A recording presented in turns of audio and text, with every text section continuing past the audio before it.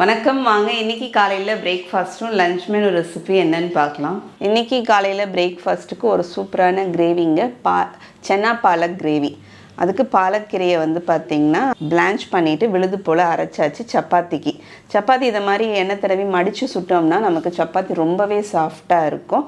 Chapati first வெறுமனே போட்டு தோசைக்கல்லில் அப்படியே உப்பி வந்ததுக்கு அப்புறமா மேலே கொஞ்சம் நெய் தடவி சப்பாத்தி சுட்டோம்னா ரொம்ப சாஃப்டாக இருக்குங்க. கருப்பு கொண்டக்கடலையும் பாலக்கீரையும் போட்ட கிரேவி இந்த சப்பாத்தியோட நல்லா இருந்துச்சுன்னாங்க. மத்தியானம் லஞ்ச் மெனுக்கு இப்போ டாக்டர்ஸ்லாம் பார்த்தீங்கன்னா ப்ரோட்டீன் ஃபைபர் அப்படிலாம் எடுத்துக்குங்கன்னு சொல்கிறாங்க. கார்போஹைட்ரேட்ஸை கம்மியாக எடுத்துக்க சொல்லியிருக்காங்க. அதனால் எனக்கு ப்ரோட்டீனுக்கு பார்த்தீங்கன்னா மலாட்டை வச்சுருக்கேன். கூடவே பொரியல் அவரைக்காய் பொரியலுங்க. அவங்களுக்கு மீன் வறுவல், தும்பிலி மீன் வறுவலும் கூடவே முட்டையும் வச்சுருக்கேங்க.